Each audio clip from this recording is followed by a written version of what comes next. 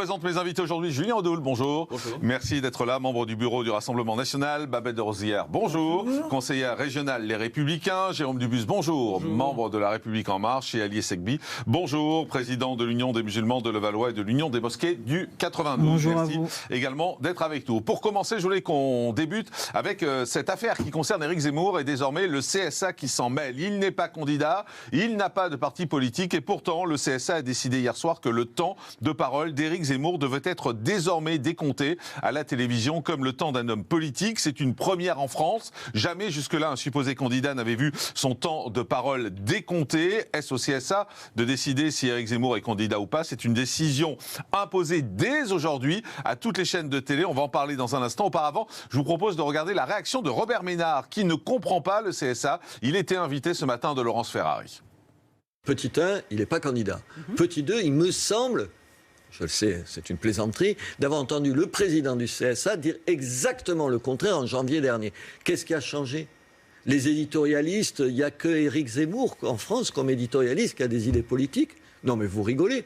Qu'est-ce qui pose problème avec Éric Zemmour? Mais comme avec votre chaîne généralement, c'est qu'aujourd'hui, il y a un certain nombre de gens, en gros, qui sont à droite et qui n'ont pas honte de le dire. Mais attendez, jusqu'à présent, les éditorialistes que j'entendais sur tout un tas d'autres médias, je veux dire, si sur France Inter, ils ne sont pas de gauche, il faut juste m'expliquer de quoi ils sont. Non, il ne faut pas plaisanter. Est-ce qu'on reproche à un éditorialiste, quand il est de droite, d'être de droite, mais quand il est de gauche, au fond, ce n'est pas un problème?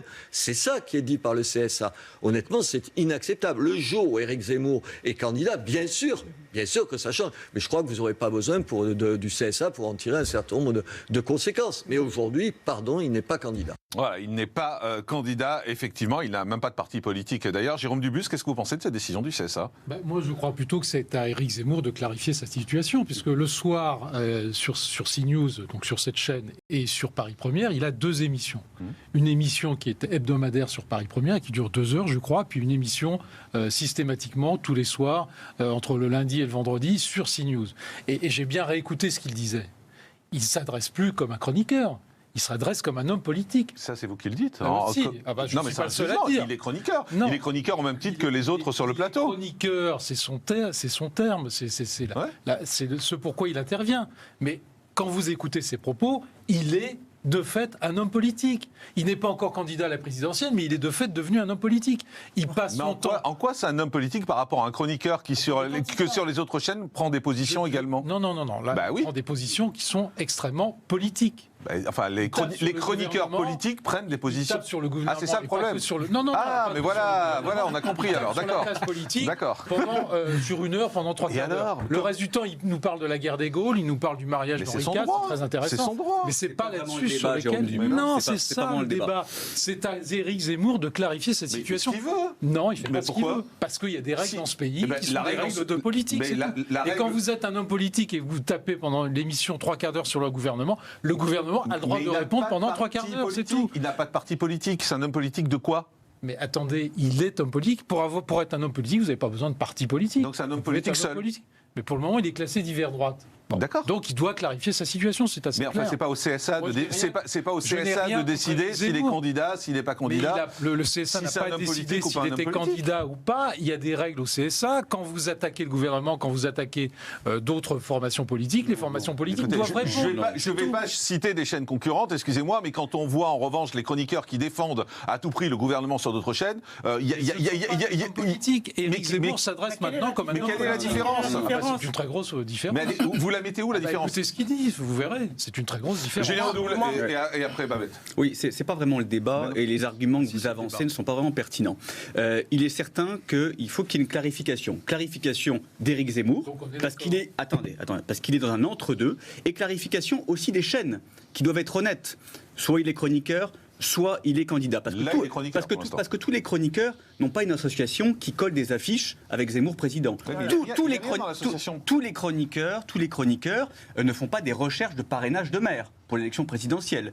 Et Éric Zemmour laisse planer quand même une intention d'être candidat à la présidence de la République. Donc là, il est au milieu du pont. Soit il recule, soit il avance, mais en tout état de cause, il ne peut pas avoir les deux. Il ne peut pas être à la fois l'un et l'autre. Mais il est certain, en démocratie, les règles doivent être les mêmes pour tous, pour tous les candidats, et il n'y a pas de raison pour que l'un d'entre eux soit exonéré du décompte du temps de parole. Et il est clair que... la même chose. Non, c'est pas la même chose. Parce que vous lui appliquez la règle avant que ce soit clair. Vous êtes pour lui appliquer la règle. Et en plus, votre argument de dire il attaque le gouvernement, enfin, excusez-moi, on marche sur la tête. Il attaque le gouvernement, il attaque d'autres formations politiques. Les chroniqueurs qui attaquent l'opposition, le Rassemblement National, matin, midi et soir. Attendez, les règles. Si tous les chroniqueurs qui attaquaient le Rassemblement National étaient considérés comme des politiques, excusez-moi, mais. Les règles du CSA. Pour faire son travail aussi, le journaliste. Les règles du CSA ne valent pas que pour l'élection présidentielle. Les règles du CSA, elles valent pour un mandat. Mais c'est pas elles valent pour les formations politiques. Le gouvernement. Dans ce cas-là, comme je vous le dis, tous les chroniqueurs qui attaquent le Rassemblement National en permanence, ce seraient des hommes politiques aussi. Mais lui, il a franchi une étape. Mais c'est vous qui le dites. Mais si, enfin voyons. Moi, c'est quelque chose que j'ai vécu. Moi. Quand on a su que j'allais me présenter au régional, le CSA tout de suite m'a envoyé un courrier pour me dire je quitte l'antenne. C'est normal. Ça, il a joué son rôle. Exactement. Mais là, il y a une chose quand même qui m'interpelle. Quand je vois partout dans Paris la tête de Zemmour, président, moi, connaissant la politique, il a certainement déjà un petit groupe qui travaille pour lui, il a déjà une permanence, il a déjà mis en place. Je suis sûr qu'il a déjà tout ça. Oui. Parce que ça, l'un ne va pas sans l'autre. Excusez-moi, il y a des lois en France, il y a des règles en France. Mais seulement, je dis qu'il faut des règles, la même règle pour tout le monde. Et la règle en France qui s'applique concernant le CSA, c'est qu'une personne est décomptée à partir du moment où un chroniqueur est décompté quand il appartient à une formation politique. C'est pas le cas d'Éric Zemmour, donc pourquoi on ne lui applique pas la loi, simplement? C'est un chroniqueur politique, c'est un journaliste. Exactement. Donc il a le droit de s'exprimer comme tout le monde, mais je dis quand même qu'à partir du moment qu'il y a ces affiches-là, ça prête à confusion parce qu'on peut pas être chroniqueur politique et mettre des affiches Zemmour président sans avoir on joue sous deux tableaux. Mais on ne change pas la loi pour Éric Zemmour. On ne change pas la loi pour lui, mais il faut avouer qu'il joue sous deux tableaux. C'est pas vrai. La règle au CSA, c'est qu'un chroniqueur est décompté quand il fait partie d'un parti politique. Il ne fait pas partie d'un parti politique, donc il n'a pas à être décompté. Il a sa propre formation. Non, c'est quoi sa propre formation? Oui, mais à mesure, il n'a pas déclaré. Je voudrais vous montrer ce tweet d'un ancien membre du CSA, c'est Françoise Laborde. Vous en souvenez, elle a été membre du CSA de janvier 2009 à 2015 et elle écrit « Quelle honte! Depuis quand le CSA censure les journalistes? Ce CSA qui n'a jamais fait preuve du moindre courage se discrédite définitivement. C'est une dérive très grave. Je ne partage pas vos idées, mais je me battrai jusqu'à la mort pour que vous puissiez les défendre. » C'est intéressant cet avis. Françoise Laborde, ancienne membre du CSA. Mais rien n'empêche Éric Zemmour de défendre ses idées. Simplement, tous les soirs, je suis désolé, il s'exprime comme un homme politique maintenant. Mais il a une chronique politique. C'est un journaliste politique. C'est un chroniqueur politique. Éric Revel est en direct avec nous. Attendez, on est en direct avec Éric Revel, chroniqueur politique. J'espère qu'on ne va pas vous décompter votre temps de parole aussi, Éric, car on ne va pas s'en sortir. Mais il n'est pas encore candidat, Zemmour. Zemmour n'est pas encore candidat. Jean-Marc, il faut... Si vous le permettez, je voudrais revenir, parce qu'il y a un problème de loi. Je voudrais revenir sur la loi du 30 septembre 86. Parce que là, on parle, mais un peu dans le vide. La loi du 30 septembre 86, qui d'ailleurs au passage s'appelle loi relative à la liberté de communication, qui est celle de François Léotard quand il était ministre de la Culture, qu'est-ce qu'elle dit à propos du temps de parole, cette loi de 1986? Elle dit, à mon avis, deux choses essentielles. La première, c'est que tous les mois, le CSA rencontre à l'Assemblée nationale et au Sénat du temps de parole des personnalités politiques. J'insiste bien, des personnalités politiques. Le CSA décompte le temps de parole lorsqu'évidemment il y a une campagne électorale, dit la loi de 86, mais décompte également le temps de parole des personnalités politiques tout au long de l'année. C'est la loi, c'est la règle. Le problème, c'est pourquoi est-ce que Éric Zemmour, journaliste, je regardais dans son communiqué, il a la carte numéro 57111, pourquoi est-ce que Éric Zemmour, qu'on partage ou pas ses idées, qu'on exècre ou qu'on admire ses analyses, c'est autre chose. Mais pourquoi est-ce qu'un journaliste politique comme Éric Zemmour est devenu, en quelques heures, alors que ça fait depuis 2019 qu'il fait cette émission sur CNews, à laquelle j'ai participé, comment se fait-il qu'il soit passé du statut de journaliste politique à celui de personnalité politique dont il faudrait décompter le temps de parole? Le CSA répond d'une certaine manière dans son communiqué en disant c'est très simple. Il est devenu personnalité politique, donc on doit décompter son temps de parole parce qu'il va se présenter à l'élection présidentielle. Mais alors dans ces cas-là, pourquoi est-ce que le CSA n'a pas attendu qu'il soit candidat à l'élection présidentielle pour décompter son temps de parole. C'est ce passage de journaliste politique avec les opinions qui sont les siennes à personnalité politique qui pose, à mon sens, un vrai problème. Et Françoise Laborde a raison, me semble-t-il, de s'indigner aussi fortement. Parce que le CSA, d'une certaine manière, Jean-Marc Morandini, ouvre une boîte de Pandore, vous l'avez dit assez judicieusement, parce que dorénavant, il faudra regarder tous les chroniqueurs politiques dans d'autres émissions qui, de manière insidieuse, vont défendre qui tel candidat ou qui vont défendre tel politique. Donc le CSA, à mon sens, vient d'ouvrir une boîte de Pandore un peu compliquée à gérer pour lui. Alors pourquoi est-ce que le moment est choisi? Parce que le timing compte toujours dans ce genre de décision.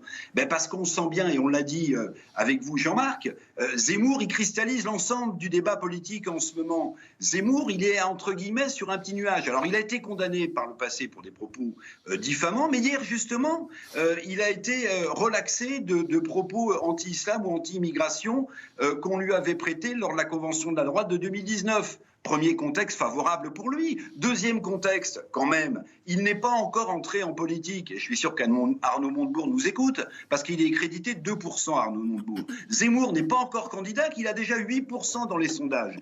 Donc je pense que tout ce contexte a amené le CSA à prendre une décision quand même compliquée et sans doute assez grave. Et puis j'aimerais quand même rappeler les propos du président du CSA, je crois que c'était dans le Figaro.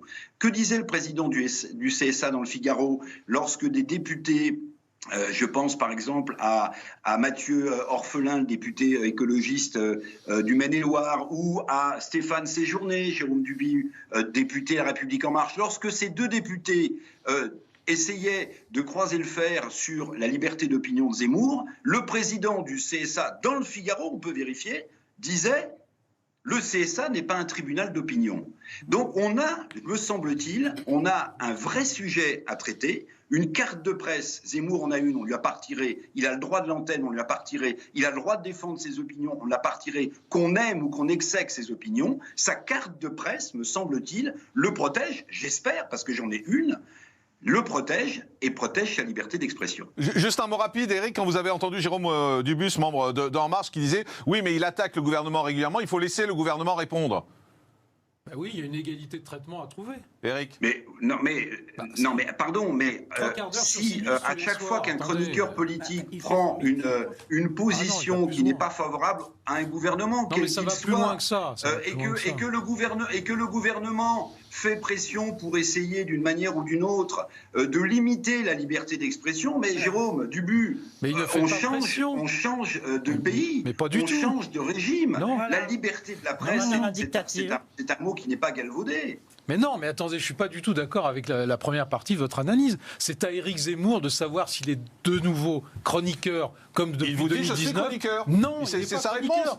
Alors c'est vous qui décidez ou c'est lui ? Il a ses affiches partout, il a des comités de soutien qui sont en train de se former partout. Il est devenu de fait un homme politique. Et d'ailleurs, l'émission, il suffit de l'écouter. Enfin, il ne faut pas être naïf quand même. Écoutez, mais écoutez l'émission. Enfin, depuis 2019, elle a profondément évolué. C'est pas uniquement le gouvernement. C'est ce que je vous dis. Tout le monde. Simplement, personne ne peut répondre. Personne ne peut répondre. Comment personne ne peut répondre ? Parce qu'il n'a personne en face de lui. Quand vous avez un chroniqueur sur un plateau télé, personne ne répond non plus.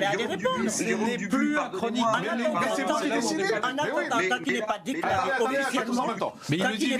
officiellement, il a le droit d'exercer son métier. Mais il le dit lui-même que j'ai s'est retiré. Moi, je suis cuisinière. Je suis rentrée en politique. On m'a enlevé mon émission. Et il n'avait rien à voir. Et si un jour Éric Zemmour est candidat, à ce moment-là, les règles de tous les politiques s'appliqueront. Un mot Éric Revel pour terminer. Oui, non, juste parce que je voudrais réagir sur ce que vient de dire Jérôme Dubus, qui lui-même l'a fait sourire d'ailleurs. Parce que dire il est plus maintenant homme politique que chroniqueur, vous mettez les pieds dans un chemin extrêmement scabreux, parce qu'à partir de quel moment, à partir de quelle déclaration vous allez considérer qu'un chroniqueur soutient un candidat, ne le soutient pas. Il n'y a pas de règle. Mais c'est pas un soutien, il est lui-même, il va être lui-même candidat, il va l'annoncer la semaine prochaine. Ne peut pas se contenter de doigts mouillés, Jérôme Dubus. Mais non, mais c'est pas ça, il est lui-même candidat, il l'annonce partout d'ailleurs. Mais non, c'est pas vrai. Mais c'est pas vrai, c'est un mensonge. Non, je suis désolé, Jérôme Dubus, c'est un mensonge. Il n'a pas annoncé qu'il était candidat. C'est un mensonge. C'est un mensonge, c'est un secret de polichinelle, tout le monde le sait. D'ailleurs, si tu tapes pas sur le président, d'ailleurs, c'est tellement vrai qu'il s'est retiré de lui-même de sa chronique du Figaro. Pour aller faire sa tournée de promotion de livres. Alors, il reste chez CNews, mais il se retire du Figaro. Mais ça n'a rien à voir. Ça n'a rien à voir.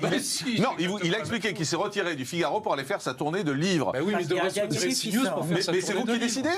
Mais c'est quoi ce pays où c'est un parti politique qui va décider qui a le droit de passer à la télé ou pas? Personne ne décide. Mais oui, vous dites qu'il devrait se retirer, Jérôme Dubuis. Non, je lui demande de Excusez-moi, c'est très grave. Vous êtes En Marche et vous dites d'un chroniqueur, il devrait se retirer de la télé. Il devrait pas se retirer de la télé. Il devrait choisir, c'est tout. Il choisira quand il aura envie. Quand vous êtes homme politique, vous n'êtes pas chroniqueur, et quand vous êtes chroniqueur, vous n'êtes pas homme politique, c'est tout. Et quand il sera homme politique, quand il sera candidat.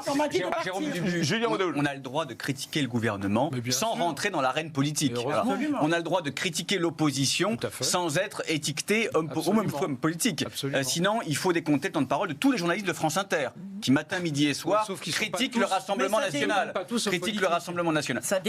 Après, sur Éric Zemmour, moi je demande une clarification de sa part, et il faut qu'elle intervienne, et de CNews. Voilà. Il faut qu'à un moment donné, ils nous disent. CNews, la position de CNews est claire, c'est que tant qu'il n'est pas candidat, il reste à l'antenne. Oui. Voilà.